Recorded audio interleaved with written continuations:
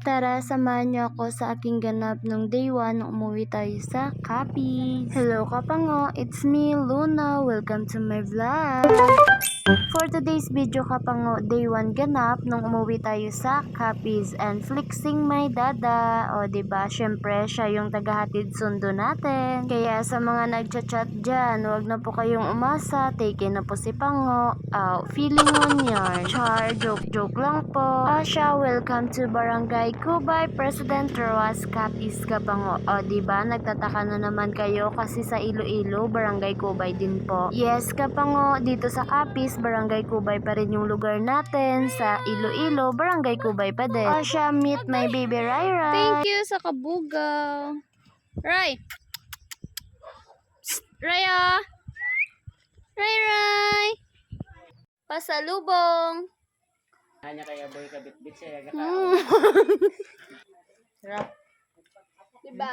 Guys, saging. Ito naman din nanay. Kamot sang mahugod oh. Ay, din kamot na. Kamot sang mahugod. Di ma. Ay, kamot lang yung itsura yan. Ari galing itsura sang mahugod. Ko nagatas.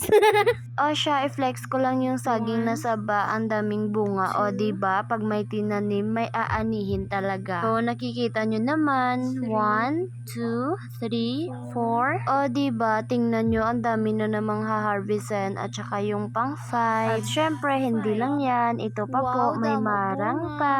O, diba? Kanami lang sa bukid, no? Madamo pananom. Ay, Tagalog gali dapat.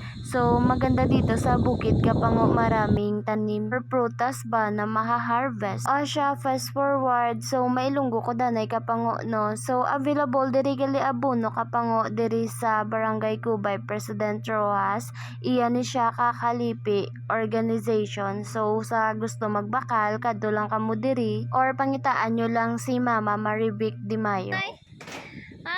Say hi to Papa. Hi pa, happy birthday. So fast forward, ito pala yung Carabao na inaalagaan ng nakakatanda kong kapatid or sa amin is yung magulang ko or kuya ba. O diba, hindi hadlang yung kapansanan niya para makapag-alaga ng Carabao. Yes, Kapango, may kapansanan po yung kuya ko. Ano po siya, ng tawag sa amin piang or sa Tagalog is pilay. Yes po, inborn po siya. Tsaka proud na proud po kami sa kanya kasi kahit ganyan yung kalagayan niya, tumutulong siya sa bukid at sa kina mama at papa at sa amin, di ba? Natawa ako dyan na part Kapango kasi tinawag ko ba naman na tuto yung Carabao. Ginawa ba namang aso yung Carabao? O siya, hanggang dito na lang Kapango. Thank you for watching. Bye! Jesus loves you. See you in my next vlog.